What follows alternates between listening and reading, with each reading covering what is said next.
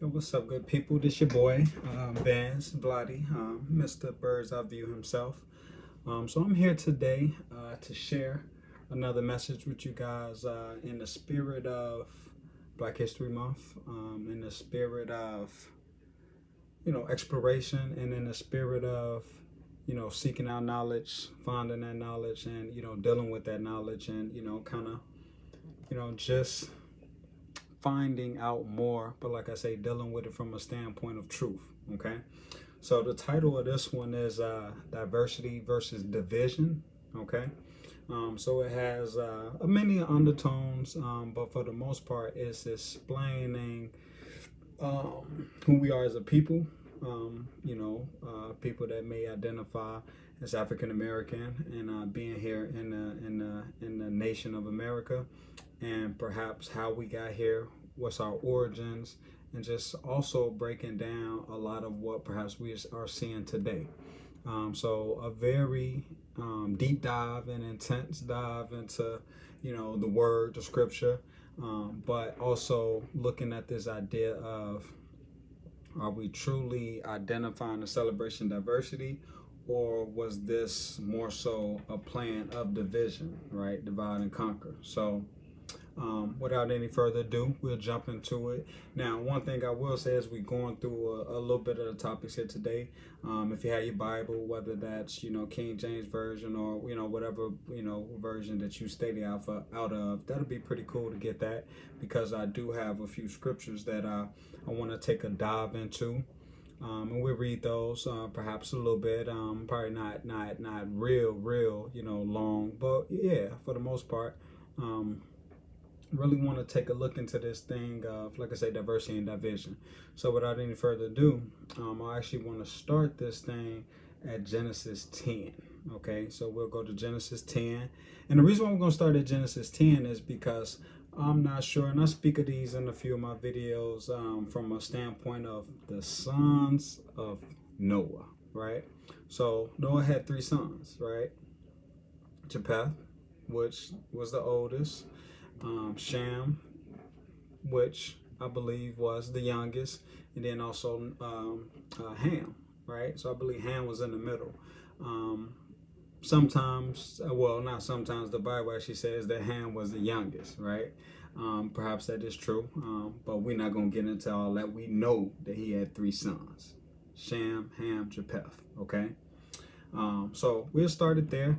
And the reason why I'm going to start it there is because it's significant that Noah having those 3 sons, because the whole world became populated with those 3 sons, okay? So everybody that we have on earth today came from those 3 sons, right? Now, their mothers, as we're going to find out through this lesson today, came from the mothers of Africa, right? And that's the sons of Ham, that's the Canaanites, okay? So yeah, why don't we just read a little bit of word, and we'll get it authentically from the word, okay? So we'll do Genesis 10. We'll actually do 1 through 8, 10 through 14, and then 20 through 21, okay? So it reads as follows. Now, these are the generations of the sons of Noah, Shem, Ham, and Japheth. And unto them were sons born after the flood. So they start off with the sons of Japheth. Now, Japheth would be our modern day Europeans and our modern day Asians. Okay, so keep that in mind as we read that if you did not know. So the sons of Japheth, Gomar, Magog, and Madai, and Javan, and Tubal, and Meshesh, and Tyrus. And the sons of Gomar was Ashkenaz, and Rephath, and Togarmah. And the sons of Javan was Elisha, and Tarshish, Kittim, and Dodanim. And these were the isles of the Gentiles, divided in their lands, every one after his tongue, after their family and their nations, right? You see how it says in the isles of the Gentiles, divided in their lands. So in their lands. So when we think about isles, we think about islands, right? So you think about Europe. Europe is, traditionally an island, if you want to, peninsula, surrounded by bodies of water, correct? So that's why they say those isles. Same thing from Asia. If you pull up a map right now and you see it, it's surrounded by bodies of water. I'm not sure if the bodies of water totally encapsulated, making it a total island. But we'll say a peninsula from a standpoint of, perhaps on three sides. Is plenty of water surrounding those. So this is where the sons of Japheth actually migrated up to Europe, went to the east, went to the west, and then went up through the Middle East, and then started going to the east over there into the Asia, and they populated these places, and that is why they have the lighter skin tone from a standpoint of perhaps not so much melanin, right? That melanin that's visible. Okay, so that's what was the sons of Japheth. Okay, now his second son, which I argue, to some extent, is the second born son, and perhaps not the youngest son, but some history books will say the youngest son, but the Bible doesn't really break it down. I think I misspoke that earlier. It doesn't say as far as the order. It does tell us that Japheth was the elder. Okay, so the sons of Ham, and the sons of Ham were Cush, Mizraim, Phut, and Canaan. Right, so he had 4 sons there, and the sons of Cush were Seba and Havilah and Saptah and Ramah and Saptaka, and the sons of Ramah were Sheba and Dedan. Okay, and Cush begot Nimrod. He began to be mighty one in the earth. He was a mighty hunter before the Lord, wherefore it is said, even as Nimrod the mighty hunter before the Lord. Okay, and the beginning of his kingdom was Babel and Erech and Akkad and Calneh and the land of Shinar. Okay, so keep in mind, these are the sons of Ham, which is the father of Africa. Okay, but one of his sons, became Cush, right? And this is one of the Canaanite sons was Cush, right? Well, not the Canaanite son, but Cushite sons was Nimrod, and Nimrod became that mighty warrior. Now, Nimrod set up his capital, as we see, in the land of Shinar, which was not Africa. This was into the Middle East. So if you think about Nineveh would be, not too far from Babylon, right? Iraq, as we know today, right? And Babylon, right, as we know today. So think about it. He wasn't even in Africa, right? So he traversed out and went to the top of the Middle East. He was over all the way to the west of the Middle East, in fact, and he set up a kingdom there, right? And that was what we call the land of Shinar, okay? And that was the what we call the Syrian Empire as well, okay? Because the Syrians came after that, okay? And he was a part of the Syrians just the same, okay? Now, what about this other son, okay? So he had 3 sons, Shem, Ham, and Japheth, right? So we could pick up Shem at Genesis still 10, but now we're on verse 21. So on to Shem also, the father of all the children of Eber, the brother of Japheth the elder. So that's where they let us know Japheth was the elder. Even to him children were born. And the children of Shem, Elam, and Ashur, and Arphaxad, and Lud, and Aram, okay, or Aram, okay. The children of Aram, Uz, Hul, Gether, and Mash, and Arphaxad begat Salah, and Salah begot Eber, right? So Eber, unto Eber were born 2 sons. The name of one was Peleg, right? And in his day was the earth divided, and his brother's name was Joktan. And Joktan begot Almodad, and Shalept, and Hazar-Maveth, and Jerah, and Hodoram, and Uzal, and Diklah, and Obal, Abimael, and Sheba, and Ophir, and Havilah, and Jobab. All of these were the sons of Joktan. And their dwelling was Mesha, as thou goest unto Sephar, a mount of the east. So, we know where Japheth was, right? I told you, Europe, Asia. We know where Ham was, told you, Africa, right? And then one of his sons was the Cushites, right? Ventured out of Africa and was coming up toward the Middle East and decided to go to modern day Iraq, Babylon, But this Shem, right? Shem decided to dwell in what we would call today modern day Saudi Arabia, okay? To the east, right? Or to the west, very much so off the border of the Red Sea, right? And then to the west as well, the Persian Gulf, right?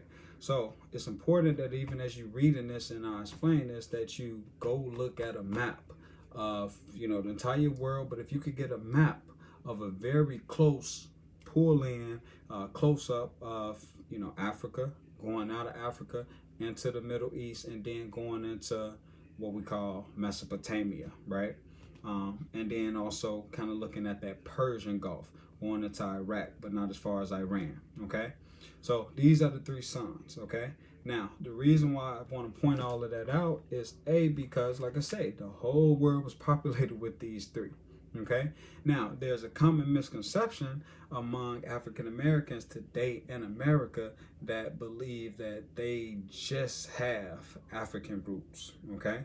And that's why I really want to talk about this video today, to point out to you that, yeah, true, you know, perhaps your mothers came from Africa, right? And we'll explore that as well. But it's important to understand that you are also a Semitic people, right? So being a Semitic people, this is where you come out of Shem, right? And this is where you may hear, you know, some people identify as Hebrew-Israelite. And that's what that means. Like, you come out of Shem, you have a connection to the land of Israel, right? Whether that's Judah, the tribe of Judah, or whether that's the Sumerian tribe, the tribe to the north, right? This was the first 9 kingdoms that was taken out by the Syrians, and then you had the tribe of Judah, which was the southern kingdom, which was the final 3, okay? Now, why is all that important? Because out of Shem, and how they said we had Peleg, and then we had Eber, right? Those, out of that bloodline, eventually came Jacob, okay? Jacob was the father of Israel, right? In fact, when he wrestled with the angel actually gave him the name of Israel. So Jacob is Israel, okay? And Jacob had his 12 sons, okay? And out of his 12 sons, that's where we get the nation of Israel. So when you hear somebody say they're Hebrew-Israelite, it means that their ancestors spoke the original language, which was Hebrew, and then they come out of one of the 12 tribes of Israel. So that's putting Hebrew-Israelite together. But all of that is super, super, super contextual, but it's important to realize because, like I said, we trying to get the connection of Africa, and then also the connection to a Semitic people, and also being a chosen people of God, right? So I bring all this up so I could explain the predicament that we're in today, why we're in that predicament. But if you don't know where you come from, you don't know where you're going, right? So keep in mind all of that undertone, okay? Now, when I tell y'all that our wives came from the Canaanites, okay? So let's kind of break down Ham's sons. So Cush is your modern day Ethiopian, okay? Mizraim is your modern day Egyptian, okay? Phut, a little bit to the east, and then we also have Canaan, okay? So Canaan, as we know, during the time of the Bible, inhabited what we call modern day Israel, okay? So they were right off. They were to the west. As you coming up out of Africa, you have a body of water right to your left. Then Canaan, the land of the Canaanites, was all that land. So this your body of water. Canaan was all of this. So this was the promised land that was promised to Abraham. And that is where Moses led the Hebrew-Israelites after they became out of captivity in Egypt, okay? So remember all these bodies of land, remember all these bodies of water, and remember the people coming out of Ham, Shem, Japheth, where they resided, and then also what was God's promise to Abraham, that he would give them the land of the Canaanite, okay? And why did he give him the land of the Canaanite? We find out through scripture that Noah's 3 sons, actually Ham perhaps either knew his father or saw his father naked, as is explained in the Bible, and whether he knew him as in sexual affairs or whether he just saw him naked, whatever your interpretation of that might be, but he knew his father. So that is why his son Canaan was given the curse, and that is why the land was taken from the Canaanites. Okay, and I believe that's amongst other things, from a standpoint of the Canaanites actually not obeying the law and the rule of our Most High, right? But that's another lesson. We ain't gonna dive into that. But it was surely told to Abraham that his seeds would be as countless as the stars in the sky, but they would actually take that land of the Canaanites. Okay, so now from there, I want to segue into Genesis 37. Okay, so if you got your Bible, let's just go ahead and scroll over to Genesis 37. And I'm gonna try to, move with a little bit of expediency and urgency. Now, Jacob and Canaan. Okay, so that's Genesis 37. So we'll start off with 1 through 4. We'll go through 12 through 13, and we'll go through 18 as well. Those are the verses that we'll be reading. So Genesis 37. And Jacob dwelt in a land wherein his father were a stranger, in the land of Canaan. Okay. These are the generations of Jacob. Remember, Jacob is Israel, right? So Joseph, being the 17 years old, was feeding the flock with his brother, and the lad was with the sons of Bilhah and the sons of Zilpah, his father was, and Joseph brought unto the father their evil report. Now, Israel loved Joseph more than all his children, because his son was born of old age, and he made him a coat of many colors. And when his brethren saw that their father loved him more than all his brethren, they hated him and could not speak peacefully unto him. Okay, so remember all this. They hated him and they couldn't speak peacefully. Now, let's back up for a quick moment. Why did Jacob love Joseph so much? Joseph so much because Joseph came from his first wife. Remember, his first wife was Sarah, and she was barren, and that's why she gave onto Jacob her handmaids, which was Zilpah, and then also what's her name here, Zilpah and Bilhah, right? Because she was barren for a long time. So Joseph was actually the first of the last son, was the 11th son, and then Benjamin was the 12th son. But these were the only two sons of Sarah, which was Jacob's first wife, which was barren. Okay, so that's why Jacob loved him so much. Okay, so fast forward, let's go ahead and get to what I tell y'all, 12 and 13. Now, and his brethren went to feed their father's flock in Shechem. And Israel said unto Joseph, do not thy brethren feed thy flock in Shechem? Come, and I will send thee unto them. And he said to him, here I am. Okay. And he said to him, go, I pray thee, see whether it be well with thy brethren and well with thy flocks, and bring me word again. So he sent him out to the vale of Hebron, and he came to Shechem. Okay. Now let's go ahead and get to 18. And Joseph went after his brother and found them in Dothan. Okay. Now all of this is explaining essentially that Joseph was very close knit with his mother, just the same as he was with Jacob, and his other brothers was more so shepherds and other field people. So think about it. Joseph more so like the house body, his brothers more so like the field bodies, and they didn't like him. They despised him as well, because they knew Jacob and Sarah loved them with all their dear heart. Now, the reason why I read this scripture is because it's important to note that actually us as a people, when I say us as a people, Israelites, we were actually the first ones to sell each other into slavery. Okay, because in this is where we find out that Jacob other sons actually conspired to sell Joseph into slavery. Okay, so the story goes that they actually put him in a pit, right? And the firstborn, which was Reuben, he didn't want him to die, so he wanted to go back to the pit to get him out of the pit. But the other brothers had already took him out of the pit, and in fact, there was some Arabian Arabs walking down the road, so they sold him to the Arabs, and then the Arabs ended up taking him down to Egypt. Okay, now, and while in Egypt, Joseph became a very prosperous man. He was there from a long time, but from 17 when they sold him to about 39 when his brothers came to Egypt, because there was a famine in the land.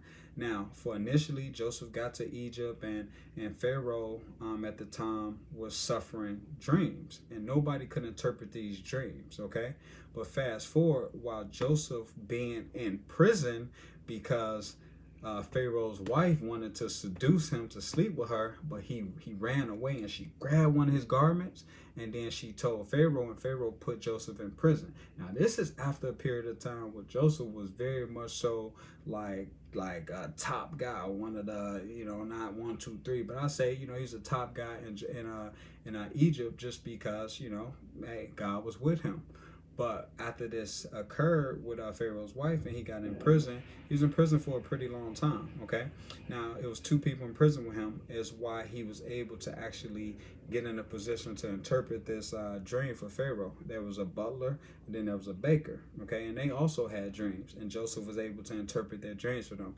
And he told basically the butler that after a period of time, he would be restored, right? And he would go back to his butlership for Pharaoh. But he told the baker that, no, you're not going to be restored. Actually, you're going to be killed, right? So, in fact, the baker was hung. He was killed, but the butler was restored. And Joseph asked the butler to remember him, but the butler didn't remember him. So a couple years went by, and then eventually, once the butler realized that Pharaoh needed someone to actually interpret his dream, because the butler just wanted favor, right? So, Joseph said, hey, remember me, but hey, Pharaoh didn't need him at the time, or didn't ask nothing where, the butler was like, hey, let me stand out, or let me be a little bit of a show off for the Pharaoh. So at this point in time, when Pharaoh needed an interpretation of his dreams, as far as 7 stalks of corn growing up and being very prosperous and fat and very, very, very, weighing a lot of corn, ears of corn, but then they was eaten up by these 7 thin and frail stalks of corn, okay? And it baffled Pharaoh. So this is how Joseph got out of prison, because the butler remembered him at that point in time, and then Joseph ended up interpreting the dream, explaining that there would be 7 years of great plenty in the land of Egypt, but that would be followed by 7 years of famine, okay? Now, because of this, Joseph was put as what you would call a governor, or second in line at this point to Pharaoh, but he ruled all of Egypt just the same. So only in the throne was Pharaoh above him, okay? Now I tell you all that because remember, who comes out of Jacob, the 12 sons of Israel, right? Or the 12 tribes of Israel, but the brothers of Israel, the first 10, actually sold their brothers. So we the first ones to sell ourselves into slavery. Remember, to the Arabs, right? And then the Arabs told them to the Egyptians, okay? Crazy, fascinating story. So we started slavery. And that's why I argue that we still experience the ramifications of the ill effects of slavery. And we're going to see this throughout, the story that I'm telling you as well, okay?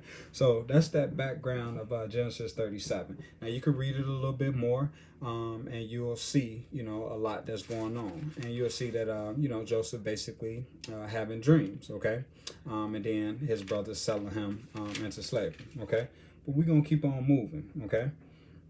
Now, as we think about this idea of Joseph being in Egypt, okay, and being able to have authority and power over the Egyptians, I bring that up because it's important to understand that during these times, right, the Egyptians were melanated people. Remember, Egypt is in Africa, right?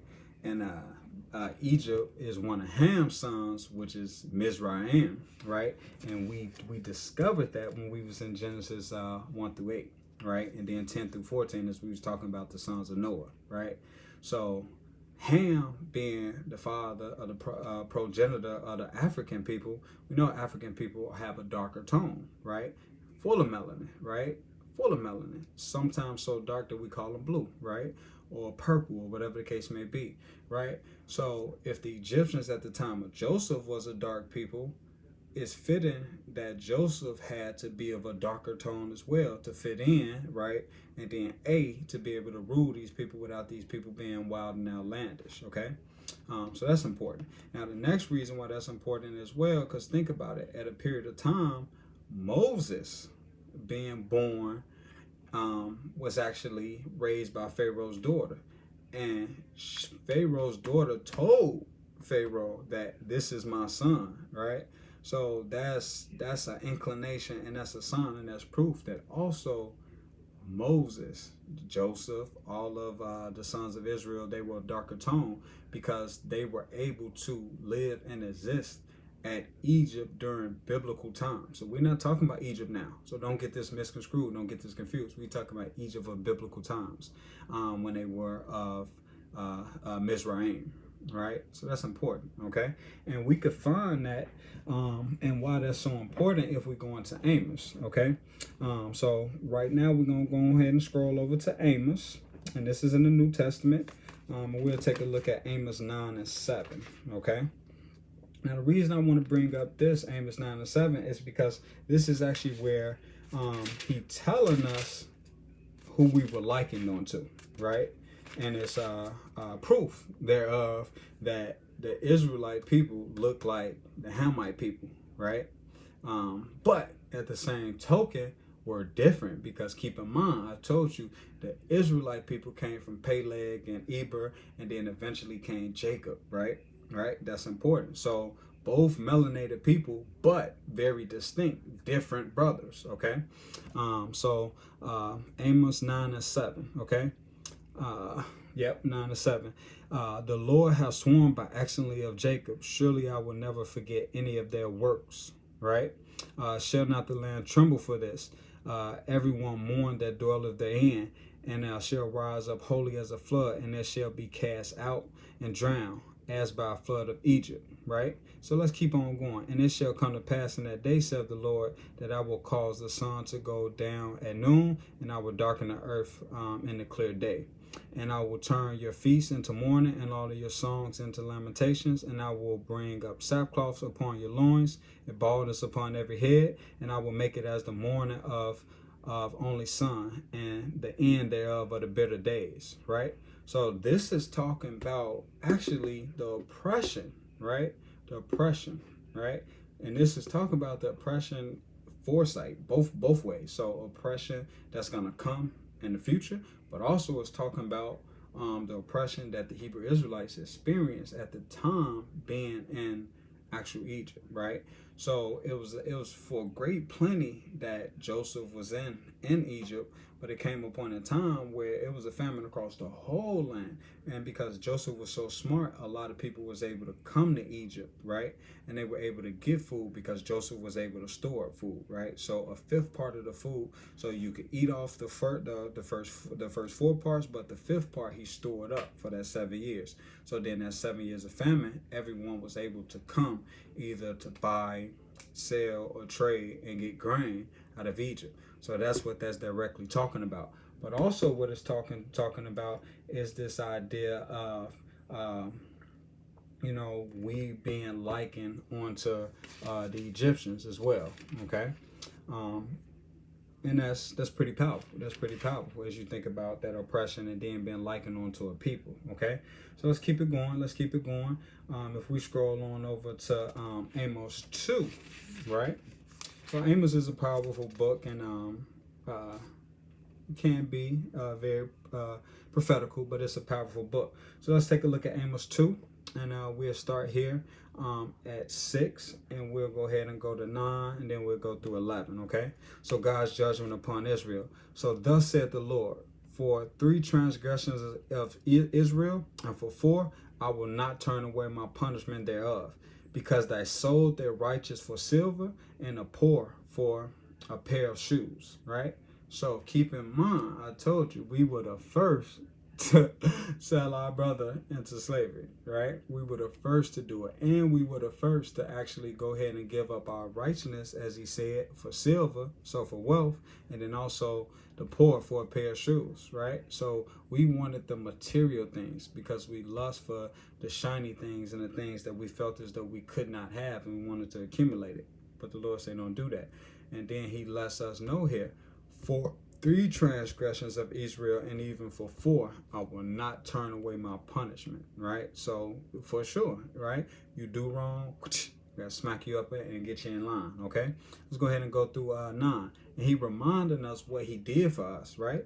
This is what he did for us as Moses led us out of the land of Egypt, and we were in the wilderness, and he destroyed armies before us, so that we can get to the land of Canaan. So here at 9, he said, yet I destroyed the Amorite. That was the very first group of people that the Lord ended up defeating for Israel.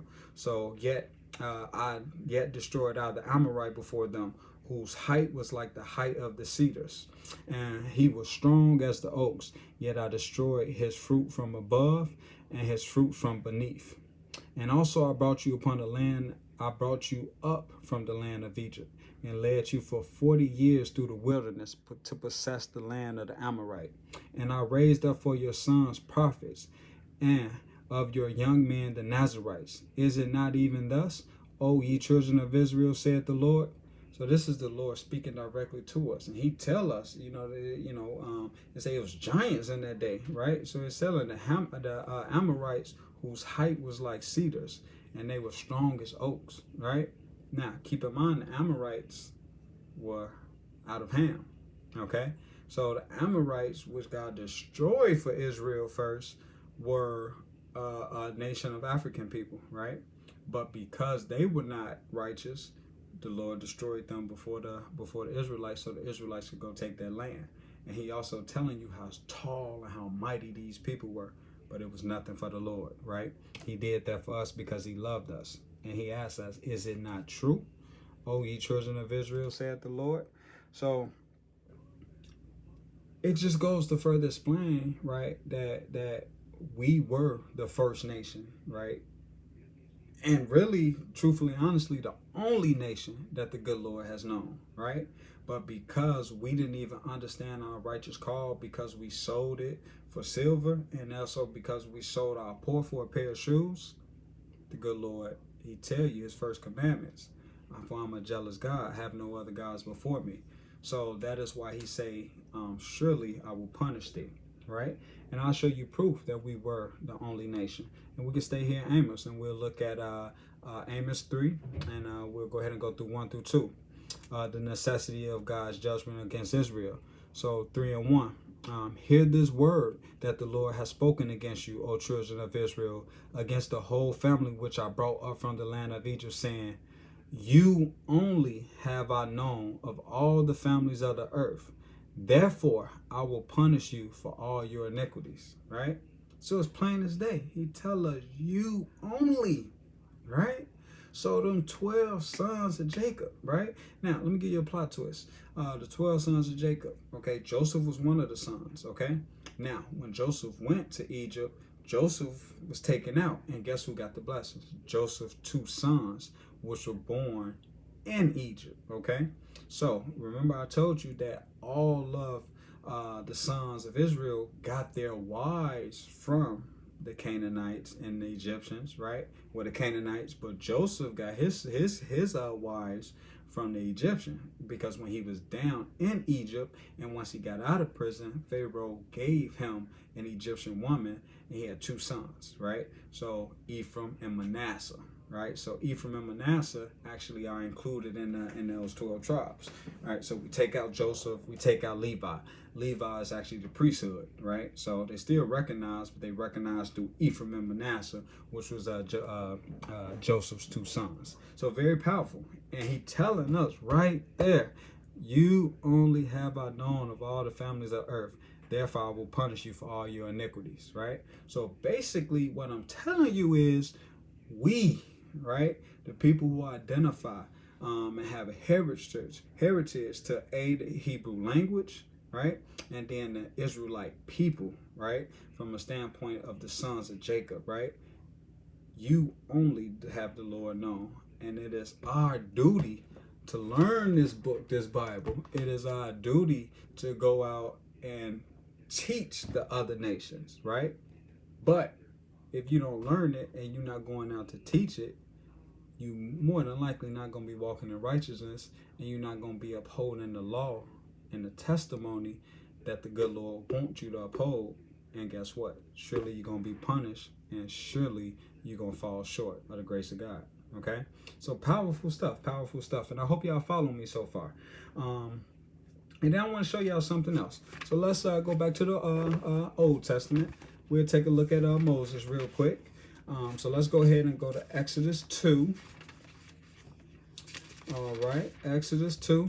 And we'll actually take a look at 1 through 12, 15, and 21 through 23. Now, this is Moses, okay? So this is before even Israel, okay? And Jacob and Joseph, okay? But this is talking about Moses being born. But guess what? Moses knew he was a Hebrew just the same. He knew he was a Hebrew, and we're going to find out why right here. So this is Moses being born, okay? And think about skin tone, color, and everything and fitting in. Because I told you a little bit about this earlier, Moses being born, obviously, to a Hebrew woman, a Hittite woman, right? But also at the same token, being able to fit in with the Egyptians because Pharaoh's daughter said, "This is my son," okay? So, and there, when a man of the house of Levi, so Moses is Levi, the priesthood, right? And then also a Hittite woman who took a wife of the daughter of Levi. And a woman conceived and bare a son. And when she saw him, and he was a goodly child, she hid him 3 months. And when she could not longer hide him, she took from him an ark of bulrushes, and daubed it with slime and with pitch, and put the child therein. And she laid it in the flags by the riverbank. And his sister stood afar off to wit what would be done. Okay. Now, if we continue reading, now we're in verse 5. And the daughter of Pharaoh came down and washed herself at the river, and her maidens walked along the riverside. And when she was at the ark among the flags, she sent her maid to fetch it. And when she had opened it, she saw the child, and behold, the baby wept. And she said with compassion to him, "This is one of the Hebrew children." Right? So she identified and she knew, right? It's one of the Hebrew children. But she said also, then said his sister, this is Moses' sister to Pharaoh's daughter, "Shall I go and call to thee a nurse of the Hebrew women, that she may nurse the child of thee?" And Pharaoh's daughter said to her, "Go." And the maid went and called the child's mother. And Pharaoh's daughter said unto her, "Take this child away and nurse it for me, and I will give thee thy wages." And the woman took the child and nursed it. And the child grew, and she brought him unto Pharaoh's daughter, and he became her son. And she called his name Moses. And she said, "Because I drew him out of water." So think about that. And the Egyptian woman, Pharaoh's daughter, actually gave Moses his name. And she gave his name, and she actually tell you it's because I drew him out of water. But also the cool situation about this, Moses was actually raised by his real mother, and his real mother was paid to raise him, right? But Pharaoh's daughter knew off identity that, oh, this is one of those Hebrew sons, right? And the reason why she knew it to be a Hebrew son, and the reason why Moses even had to be hidden, is because Pharaoh wanted to kill all the males of the Hebrews, because they was growing too exponentially. They was growing like through the roof after Joseph died, after Jacob died, and after the 12 sons of Israel died and passed, as they were still in the land of Egypt. They was humping, and they was growing, and they grew end up outgrowing the Egyptians, and the Egyptians became fearful. So this is a couple pharaohs after the initial pharaoh who showed great favor to Joseph and Jacob.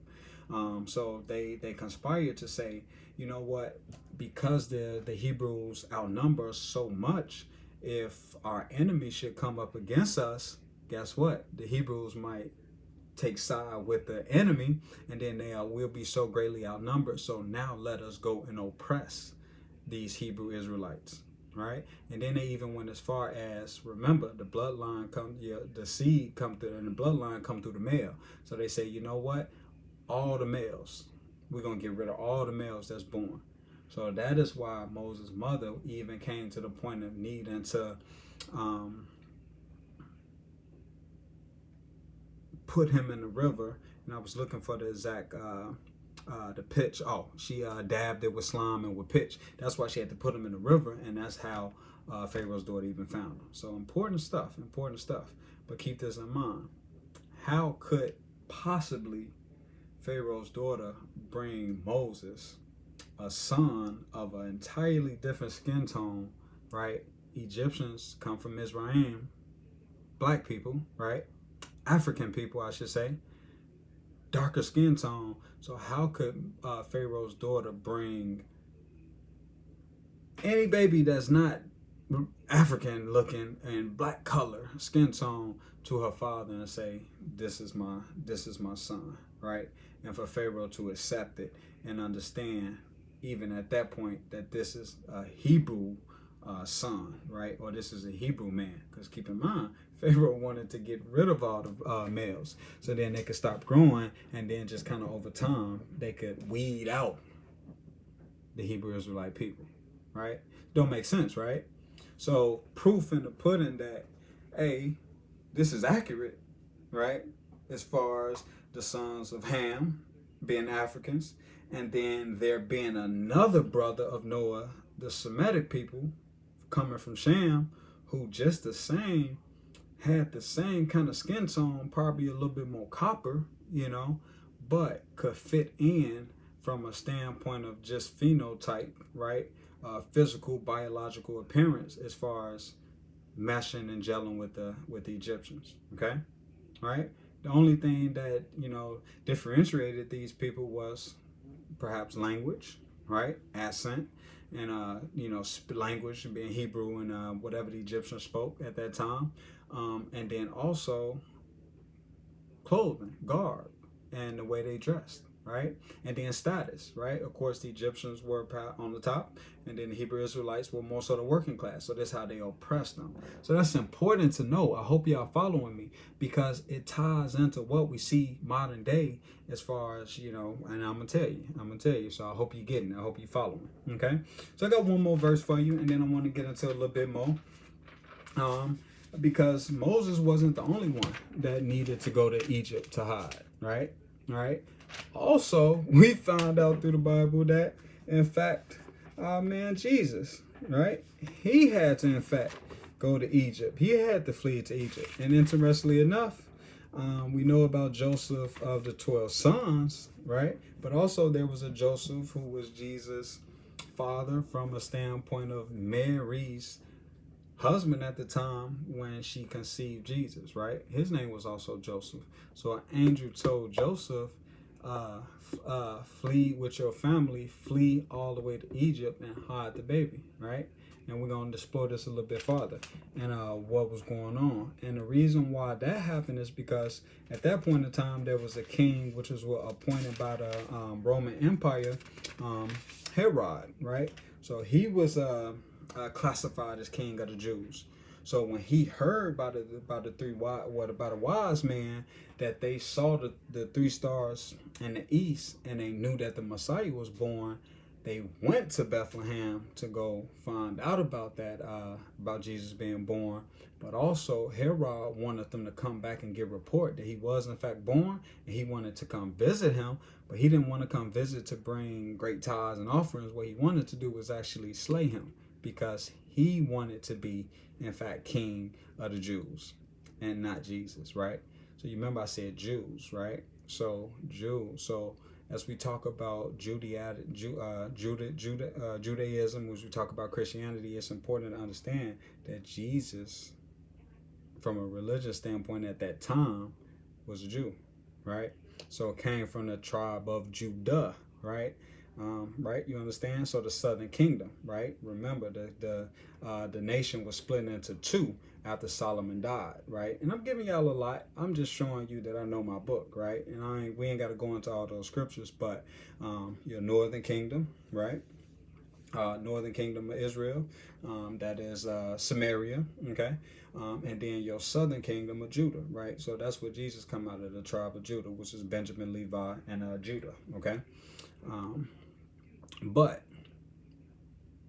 Herod wanted to be king of the Jews, right? That's the most important. Let's take a look at this. We'll go ahead and go to Matthew 2, okay? And we'll look at 1 through 3, 7 through 8, and then 12 through 15. All right, so dive into it. So this is when the wise men come to visit. Now, when Jesus was born in Bethlehem of Judea in the days of Herod the king, behold, there came wise men from the east to Jerusalem, saying, where is he that is born king of the Jews? For we have seen his star in the east, and are come to worship. Now, when Herod the king had heard these things, he was troubled, and all of Jerusalem with him, right? And why was he troubled? Because the Messiah was born also the truth was coming out, right? As far as the true king of the Jew and not the appointed king, right? And Herod was appointed for a reason, just from a standpoint that this is when the Roman Empire was definitely beginning to grow. So they needed to put rulership and ownership of that land, right? They need to lay claim to that land. But the true Messiah was being born, so that's why they would be in trouble. Now, if we skip down to 7, then Herod, when he had privately called the wise men and quieted them diligently that the star had appeared. And he sent them to Bethlehem and said, go and search diligently for the young child. Okay? And when you have found him, bring me word again that I may come and worship him. Okay, so that's 7 through 8. So we'll jump down to 12 through 15. And being warned of God in a dream that they should not return to Herod, they departed into their own country another way. Okay, these are the wise men. They became warned by God in a dream, right? Because Herod was operating with great deception, right? So that's why they departed and went another way. And from this point, as we see right now, and we'll go ahead and go to 13, Jesus escaped to Egypt with under the direction of the angel who came to give that word to Joseph, okay, his stepfather, okay. And when they were departed, behold, the angel of the Lord appeared to Joseph in a dream, saying, arise and take the young child and his mother and flee into Egypt, and be there until I bring thy word. For Herod will seek the young child to destroy him. When he arose, he took the young child and his mother by night and departed into Egypt, and was there until the death of Herod, that it might be fulfilled which was spoken of the Lord by the prophet, saying, out of Egypt have I called my son. Okay? Now, a lot of people read that one and say, oh, okay, he was an Egyptian. No, that's not what he's saying. What he's saying is he sent him to the land of Egypt to hide amongst the Hamite people, Mizraim people, sons of Ham, right? And for him to be able to go there, he must have the same skin tone, right? Because keep in mind, he's hiding from King Herod to be slain, right? So, kind of hard to go to a land and you look totally different and hide. Like, you're going to stand out like a sore thumb. And those people, knowing, what's going on, more than likely going to tell on you. And go ahead and send word. And then next thing you know, you back where you wasn't even supposed to be, right? And then you slain. So if it wasn't for God likening us onto, remember I was telling you earlier, likening us onto a certain son of Ham, right, which was Cush, which is the Ethiopian, then we wouldn't be able to, Moses, they wouldn't have been able to go unto Egypt and dwell amongst the Egyptian people and not stand out. All of that's important, okay? But it also shows how at the same time we look similar, but at the same time we either our fathers and mothers mixed, right? But also at the same time we are of a different people, right? A different bloodline in a sense from different brothers, okay? And then that's important to understand. So then you understand the distinction, not to separate it, but for you to understand where your nationality, in a sense comes from. Because keep in mind, because we were the first to sell our brother into slavery, that's how we ended up in slavery. And that's why so many people at this point in day are lost and don't know who they truly are. And that's why I'm doing this breakdown, so perhaps if you do your due diligence to go find out more where you come from and where to go dive deeper to find your roots. Now, I'm not saying to my African American brothers or American African or color, the black, whatever you call yourself now, being born in America, that you perhaps not fully African, right? Perhaps you didn't come from Ghana or Somalia or Senegal or really Liberia, more so West Africa. Not saying that, but I'm also saying it's a reason why you were even dispersed into those lands, right? Because our people, our ancestors, our forefathers, they were not being righteous and upholding the word of the law and doing what they were supposed to do. And this is where we see the first 9 tribes, the northern kingdom, being taken into captivity, and to more so at that time the European nations by the Syrians. And then about 150 years later, the next 3 tribes, the tribe of Judah, being captured by Babylon and Nebuchadnezzar, right? And this is when they dispersed us all across the world, right? So perhaps some of those people that was in Africa and, kind of traversed into West Africa, maybe the Arabs took you there, for slavery, right? Maybe they took you and sold you, right? Then perhaps this is how we got to the point of the Dutch and the Portuguese and all. The Portuguese, from that standpoint, continuing the slave trade. You know what I mean? Because if you look at the map, the Mediterranean Sea right there, and then all this separates Spain and Africa, okay, and then Europe. So pirates and the Arabs and all of them, they traverse those waterways a lot, doing commerce, right? And then also at the same token, a lot of people probably fled to West Africa, and then being there in West Africa, being different from some of those tribal groups that perhaps were kingdoms at the time, perhaps they snatch you up over a period of time and enslave you, right? And it all happened because it was written, right? It had to happen because we broke that cardinal rule, and we were one of the first to actually sell our brother into slavery. So it kept being perpetuated, okay? But I say all that to say, understand how we got to this point, and understand why we still at that point, still at this point, okay? Now I got one more verse, and we'll take a look into something else, and that's Exodus 12. So we'll go back to the Old Testament, and this is tapping into a little bit about when Moses actually brought the nation out of captivity in Egypt. Okay, so this is more so, I guess you could say, the beginning of the year. The true year as it should be, the season of the year. This being the spring. This is after Passover, but this is when the 10th plague was given to Pharaoh in Egypt, and this is what actually, I guess you could say, softened Pharaoh's heart, because the Lord had hardened his heart, and that's why it had to be 10 plagues, okay?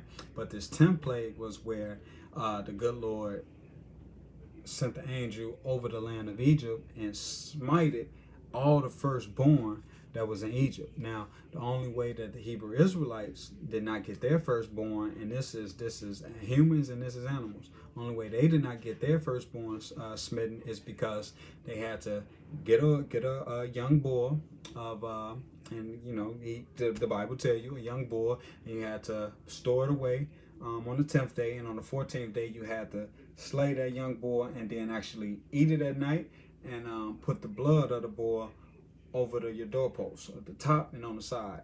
And then that angel did not take the firstborn. Okay, we'll take a look at it. So 12, and we'll look at 29. And it came to pass that at midnight the Lord smote all the firstborn in the land of Egypt, from the firstborn of Pharaoh that sat on his throne, unto the firstborn of the captive that was in the dungeon, and all of the firstborn of the cattle. And Pharaoh rose up in the night, and he and all his servants and all the Egyptians, and there was a great cry in Egypt, for there was not a house, there was not one dead. Okay? And he called for Moses and Aaron by night and said, Rise up and get ye from among my people, both ye and the children of Israel, and go serve the Lord as you have said. Also take your flocks and also your herds, as ye have said, and be gone, and bless me also. He told, hey, get out. I had enough. This 10th plague, you took my son. Hey, but on your way out, bless me. And while you at it, man, take all your animals too, right? Because keep in mind, the firstborn of the cattle and all the animals was smoked too, right? So this really troubled Pharaoh's mind. So he said, you know what, take it all. but on your way out, bless me, because I see that your Lord is powerful and I see your Lord is real. Okay? And the Egyptians were urgent upon the people that they might send them out of the land in haste, for they said, we be all dead men. It's powerful, right? Let's drop down to 37. And the children of Israel journeyed from Ramses to Succoth, about 600,000 on foot that were men besides children. 600,000. Okay? Let me back up a quick second. When Joseph and Jacob and all the sons came to Egypt after the famine, it was only 70 souls. Okay? So in a period of time, these 70 souls, when we got to Ramses as Pharaoh, these 70 souls, as it just said here, 600,000 on foot there were men, right? So you remember I told you we was humping, we was bumping and grinding, but keep in mind we were being afflicted at the same time. So through that great affliction and that slavery, I guess it was nothing else to do but get it on, knock the boots.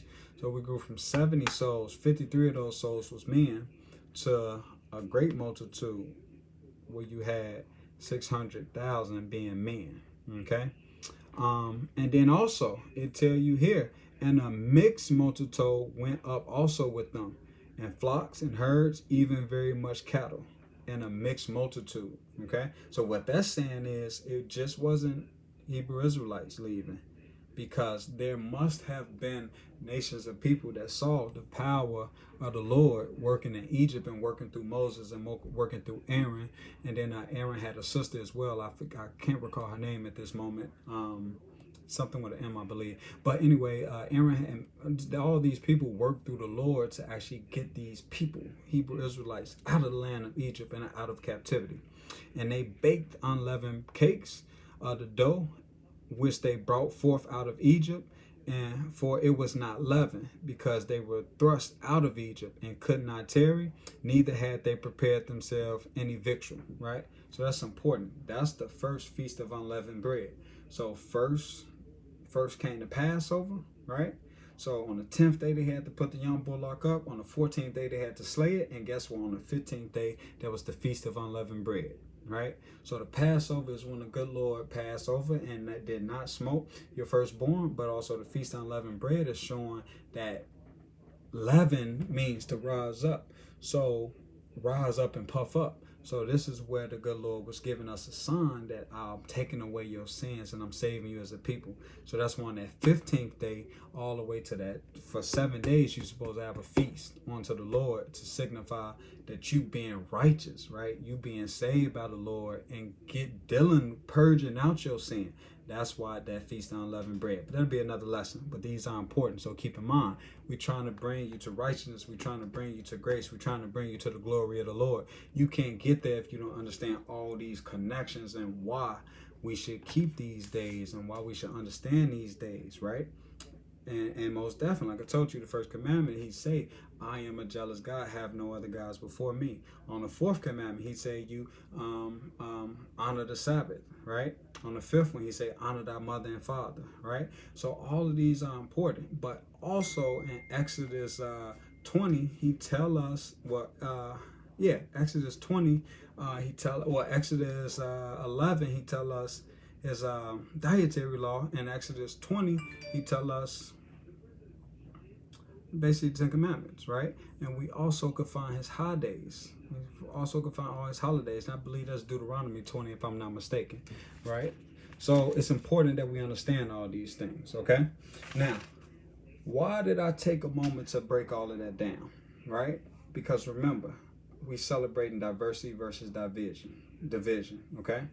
And I got to this point because there's a misconception of race and there's a misconception of ethnicity, right?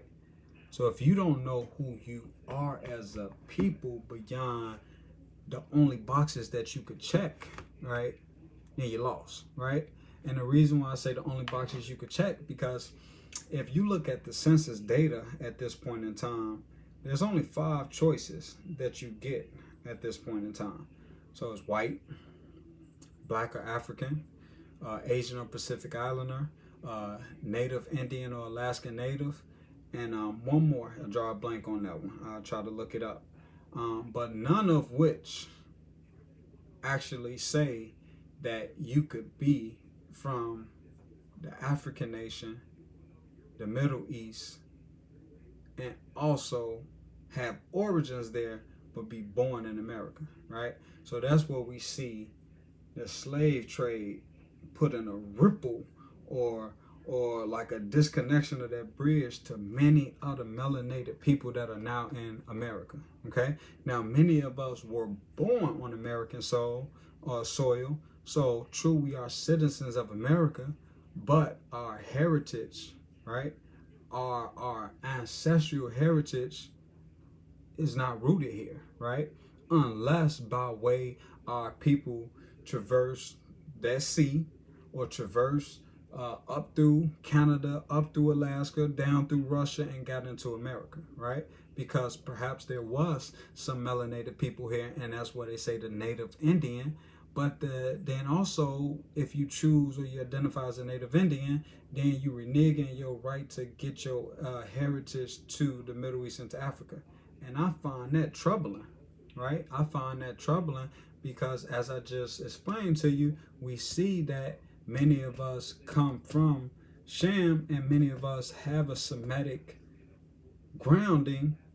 But if we're not able to identify that and say, you know what, this is also my heritage, that's a problem, right? And that's when your identity is being stolen, and that's when your claim, right, as far as the good Lord being the people that you knew, that's when that's being stolen from you. And that's when that's troubling, right? So as we understand Black History Month, it's important to understand this idea of what is black and the magnitude and the capacity of black, okay? So if we look at race is just mainly a physical, right, description, right? It's kind of inherent in biology from how just what you could view with your eyes, right? So African, whatever country they're from Africa, could come to America, and if they don't say a word and a person just look at them, perhaps they would just be classified and clumped in as African American. But that wouldn't be true because they're not a citizen, or they're not of this land. They come here. But so we see how race could be so troublesome, right? Now, ethnicity is a little different because ethnicity is something that you self-prescribe, right? So it speaks more so to culture. It more so speaks to, self-identification from a standpoint of, language, food, dress, like I said, culture, right? But also at the same token, it still puts you in this box, right? So race is a derivative of 17th and 18th century philosophers, right? And naturalists from a standpoint of, you may have heard eugenics, right? Which is a Greek word for this idea of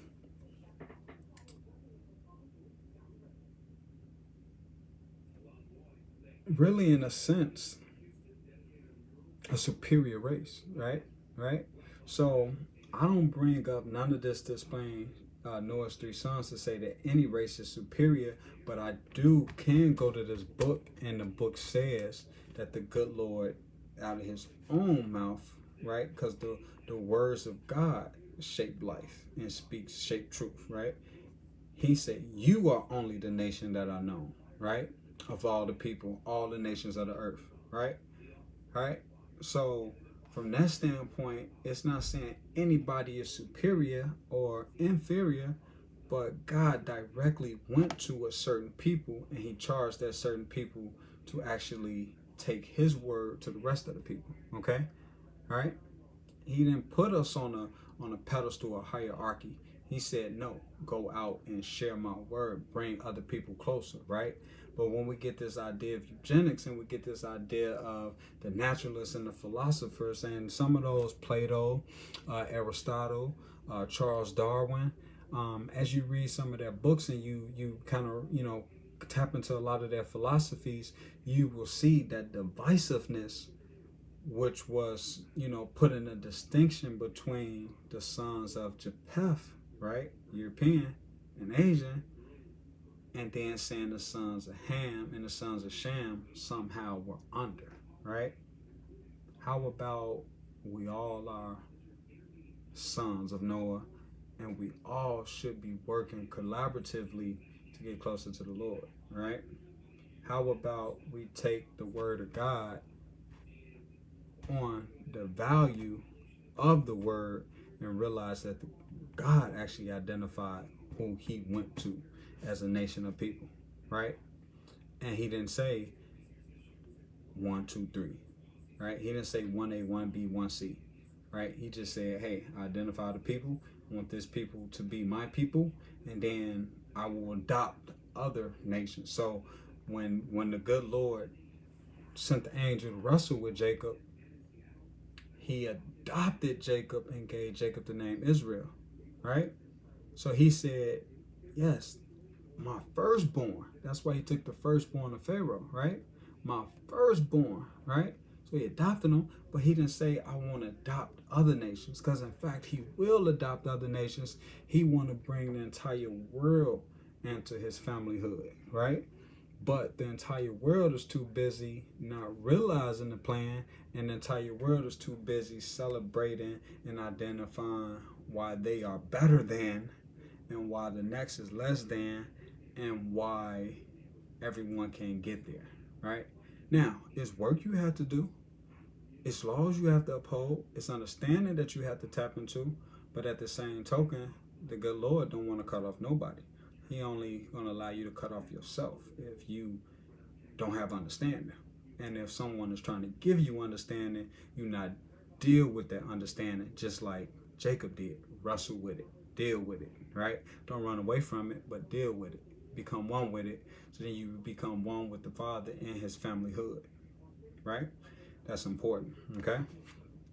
I get to all of that because look at where we are today, right? We at a point where, now I brought up this word eugenics, right? So eugenics is saying that there's a superior race, but it's also saying that this idea of to keep the population down and keep everything in control, sometimes drastic things have to happen, right? So when I say these drastic things, pain, right? Pain for a lot of humans. Biological warfare, just regular wars, famine, right?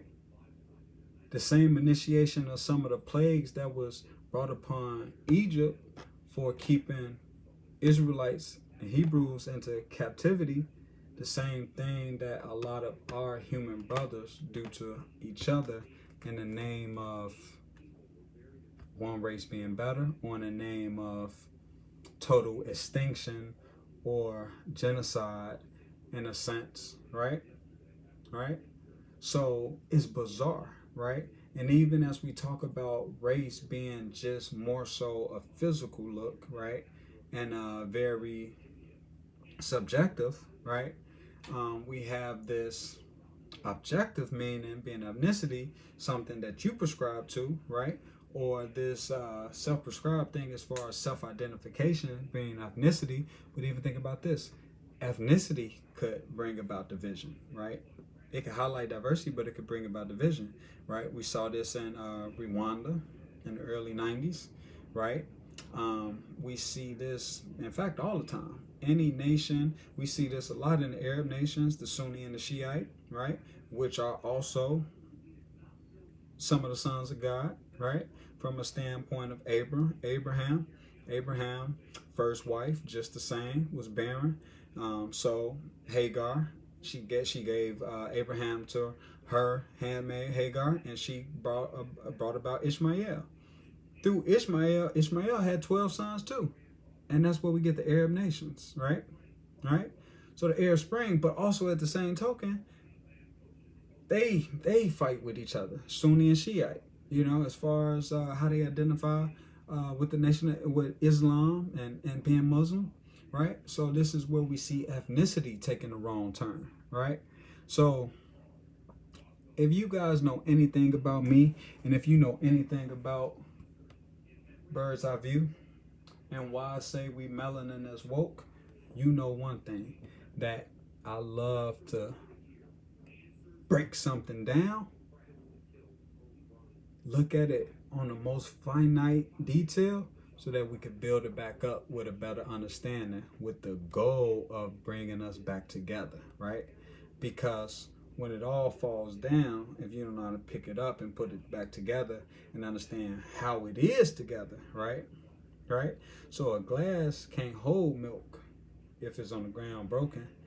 But if we know how to pick that glass up, whether that's not piece by piece and get blood on our hands, but if somehow we know how to get that glass up, get a glass maker to put that glass in that heat, that firm heat, and then bring that glass back together, then guess what?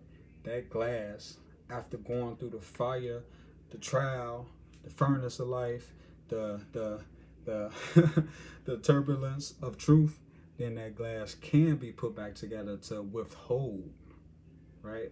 And bring together that liquid of life, right? That water, that body of water, that liquid of life, right? So I say all of that to say, I hope you guys enjoyed this lesson.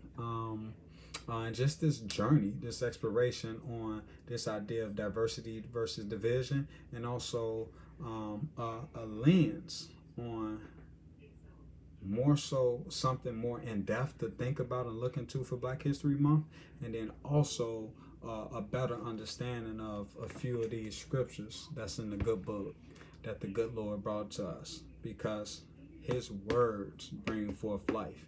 His words also bring forth truth, right? So that's all I got for y'all tonight. Most definitely I enjoyed myself, as you see. But hey, that's all we got for this moment. Until my next video, over and out. Melanin that's woke. Peace out, y'all.